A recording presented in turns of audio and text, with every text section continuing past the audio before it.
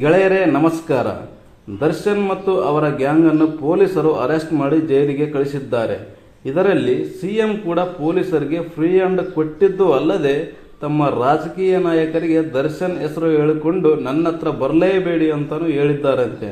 ಅಂದರೆ ಯಾವುದೇ ರಾಜಕೀಯ ಒತ್ತಡವಿಲ್ಲದ ಪೊಲೀಸ್ ಅಧಿಕಾರಿಗಳ ಚುರುಕಾದ ಎನ್ಕ್ವೈರಿ ಮತ್ತು ದಕ್ಷ ಸರ್ಕಾರಿ ವಕೀಲ ಪ್ರಸನ್ನ ಕುಮಾರ್ ಅವರ ಗಟ್ಟಿಯಾದ ವಾದ ಮಂಡನೆ ನೋಡಿದರೆ ದರ್ಶನ್ ಮತ್ತು ಅವರ ಗ್ಯಾಂಗ್ ಅಲಿಯಾಸ್ ಡಿ ಗ್ಯಾಂಗ್ಗೆ ಶಿಕ್ಷೆ ಆಗೋದ್ರಲ್ಲಿ ಅನುಮಾನನೇ ಇಲ್ಲ. ಗೆಳೆಯರೇ, ನಮಗೆ ದರ್ಶನ್ ಅವರ ನಟನೆ, ಅವರು ಪ್ರಾಣಿ ಪ್ರಿಯರು ಮತ್ತು ಇನ್ನು 10 ಒಳ್ಳೆಯ ಕಾರ್ಯಗಳ ಬಗ್ಗೆ ನೋಡಿದ್ದೇವೆ ಮತ್ತು ಕೇಳಿದ್ದೇವೆ. ಆದರೆ ಪೊಲೀಸ್ ಅಧಿಕಾರಿಗಳ ಖಡಕ್ ಎನ್ಕ್ವೈರಿಯಿಂದ ದರ್ಶನ್ ಮತ್ತು ಅವರ ಆಪ್ತ ನಾಗರಾಜ್ ಅವರ ಮೊಬೈಲ್ನಿಂದ ಕೆಲವು ಸ್ಫೋಟಕ ಮಾಹಿತಿ ಹೊರಬಿದ್ದಿದೆ. ಈ ಮಾಹಿತಿಯಿಂದ ದರ್ಶನ್ ಅವರ ಮತ್ತೊಂದು ಮುಖ ಬಯಲಿಗೆ ಬಂದಿದೆ. ದರ್ಶನ್ ಅವರು ಈ ರೀತಿ ಇದ್ರ ಅಂತ ಒಂದು ಸಲ ನೀವು ಶಾಕ್ ಆಗೋದು ಖಂಡಿತ ಗೆಳೆಯರೆ. ಪೊಲೀಸರು ದರ್ಶನ್ ಮತ್ತು ಅವರ ಆಪ್ತ ನಾಗರಾಜ್ ಅವರ ಮೊಬೈಲನ್ನು ಪರಿಶೀಲನೆ ಮಾಡಿದರೆ 300 ಜನ ಇರುವ ಒಂದು ವಾಟ್ಸಪ್ ಗ್ರೂಪ್ ಕಂಡು ಬಂದಿದೆ. ಆ ಗ್ರೂಪ್ನಿಂದ ದರ್ಶನ್ ಅವರು ಯಾವ ರೀತಿ ಸೂಚನೆ ಕೊಡ್ತಾರೋ ಆ ರೀತಿಯ ಕೆಲಸಗಳು ಆ ಗ್ರೂಪ್ನಿಂದ ನಡೀತಾ ಇದ್ವು ಅಂತ ಮಾಹಿತಿ ಹೊರಬಿದ್ದಿದೆ. ಆ ಕೆಲಸಗಳಾದರೂ ಯಾವ್ಯಾವ ಅಂತ ಒಂದೊಂದಾಗಿ ತಿಳಿತಾ ಹೋಗೋಣ ಗೆಳೆಯರೆ. ಮೊದಲನೆಯದು, ಪ್ರತಿ ಜಿಲ್ಲೆಗೆ 25ರಿಂದ 30 ಜನರ ಒಂದು ಟೀಮ್ ಮಾಡಿಕೊಂಡು ದರ್ಶನ್ ಅವರು ಎಲ್ಲೆಲ್ಲಿ ಹೋಗ್ತಾರೋ ಅಲ್ಲಿ ಹೆಚ್ಚಿನ ಸಂಖ್ಯೆ ಒಳಗೆ ಅಭಿಮಾನಿಗಳನ್ನು ಸೇರಿಸೋದು. ದರ್ಶನ್ಗೆ ಮೊದಲೇ ಅಭಿಮಾನಿಗಳ ಸಂಖ್ಯೆ ಜಾಸ್ತಿ, ಇನ್ನೂ ಹೆಚ್ಚಿನ ಸಂಖ್ಯೆ ಒಳಗೆ ಅಭಿಮಾನಿಗಳನ್ನು ಸೇರಿಸೋದು ಈ ಟೀಮ್ನ ಕಾಯಕ ಆಗಿತ್ತು. ಯಾವಾಗ ಹೆಚ್ಚಿನ ಪ್ರಮಾಣದಲ್ಲಿ ಅಭಿಮಾನಿಗಳು ಸೇರ್ತಾರೋ ಆವಾಗ ಈ ಒಂದು ಟೀಮ್ನಿಂದ ಒಂದು 4-5 ಜನ ಸೇರಿ ಜೆ ಡಿ ಬಾಸ್ ಅಂತ ಕೂಗೋದು. ಇವ್ರನ್ನ ನೋಡಿ ಉಳಿದಂಥ ಎಲ್ಲ ಅಭಿಮಾನಿಗಳು ಜೆ ಡಿ ಬಾಸ್ ಅಂತ ಕೂಗಲಿಕ್ಕೆ ಪ್ರಾರಂಭ ಮಾಡ್ತಿದ್ರು. ಅಲ್ಲಿ ಬಂದಿರೋ ಎಲ್ಲ ಅಭಿಮಾನಿಗಳ ಬಾಯಿಂದ ಜೆ ಡಿ ಬಾಸ್ ಅಂತ ಕೂಗಿಸೋದು ಈ ಟೀಮ್ನ ಕಾಯಕ ಆಗಿತ್ತು.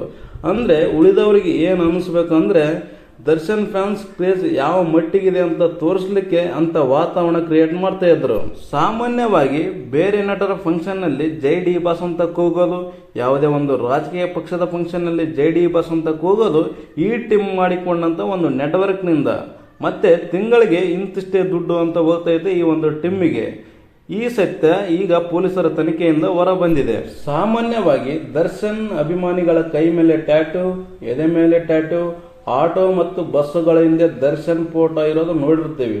ಅಂದರೆ ಇದರಲ್ಲಿ ದರ್ಶನ್ ಮೇಲಿನ ಅಭಿಮಾನಕ್ಕೆ ಕೆಲವರು ಹಾಕಿಸಿಕೊಂಡ್ರೆ ಇನ್ನು ಕೆಲವರಿಗೆ ಈ ಟೀಮು ದುಡ್ಡು ಕೊಟ್ಟು ಆಟೋ ಮತ್ತು ಬಸ್ಸುಗಳ ಹಿಂದೆ ದರ್ಶನ್ ಫೋಟೋ ಆಗಿಸ್ತಾ ಇತ್ತು ಅಂತ ಪೊಲೀಸರ ತನಿಖೆಯಿಂದ ತಿಳಿದು ಬಂದಿದೆ. ಯಾರಾದರೂ ಸೋಷಿಯಲ್ ಮೀಡಿಯಾದಲ್ಲಿ ದರ್ಶನ್ ಅವರನ್ನು ಬೈದ್ರೆ, ಅವ್ರ ಬಗ್ಗೆ ಕಮೆಂಟ್ ಹಾಕಿದ್ರೆ ಅವರನ್ನ ಟ್ರ್ಯಾಕ್ ಮಾಡ್ಕೊಂಡು ಹೋಗಿ ಅವರ ಮೇಲೆ ಸಾಕಷ್ಟು ದಬ್ಬಾಳಿಕೆ ಮಾಡಿ ಅವರಿಂದ ತಪ್ಪಾಯ್ತು ಅಂತ ಕ್ಷಮೆ ಕೇಳಿಸಿ ವಿಡಿಯೋ ಮಾಡಿಸಿ ಅದನ್ನ ಸೋಷಿಯಲ್ ಮೀಡಿಯಾದಲ್ಲಿ ಹರಿಬಿಡೋ ಕೆಲಸ ಇದೇ ಟೀಮ್ ಮಾಡಿದ್ದು. ಒಟ್ಟಾರೆಯಾಗಿ ದರ್ಶನ್ ಬಗ್ಗೆ ಯಾರಾದರೂ ಬೈದ್ರೆ, ಕಮೆಂಟ್ ಮಾಡಿದ್ರೆ ಅವ್ರನ್ನ ಸುಮ್ಮನೆ ಬಿಡಲ್ಲ ಅನ್ನೋ ಭಯ ದರ್ಶನ್ ವಿರೋಧಿಗಳಿಗೆ ಈ ಟೀಮ್ನಿಂದ ನಡೀತಾ ಇತ್ತು. ಈ ಘಟನೆ ನಡೆದು 2-3 ವರ್ಷ ಆಗಿರ್ಬೋದು. ಯಾವುದೋ ಒಂದು ಫಂಕ್ಷನ್ನಲ್ಲಿ ಜಗ್ಗೇಶ್ ಅವರು ದರ್ಶನ್ ಬಗ್ಗೆ ಏನೋ ತಪ್ಪಾಗಿ ಮಾತಾಡಿರ್ತಾರೆ. ದರ್ಶನ್ನ ಈ ಒಂದು ಟೀಮು ಜಗ್ಗೇಶ್ ಅವರನ್ನ ಹುಡುಕೊಂಡು ಹೋಗಿ, ಅಂದರೆ ಆ ಟೈಮಲ್ಲಿ ಅವರು ಸಿನಿಮಾ ಶೂಟಿಂಗ್ನಲ್ಲಿ ಇದ್ರಂತ ಕಾಣುತ್ತೆ. ಅಲ್ಲಿ ಜಗ್ಗೇಶ್ ಅವರು ಪರಿಪರಿಯಾಗಿ ಕೇಳಿಕೊಂಡ್ರು. ಅವರನ್ನು ಬಿಡದೆ ಅವರಿಂದ ತಪ್ಪಾಯ್ತು ಅಂತ ಕ್ಷಮೆ ಕೇಳಿಸಿದ ವಿಡಿಯೋವನ್ನು ಸೋಷಿಯಲ್ ಮೀಡಿಯಾದಲ್ಲಿ ಹರಿಬಿಟ್ಟಿದ್ದು ದರ್ಶನ್ ಅವರ ಒಂದು ಸೂಚನೆಯಿಂದ.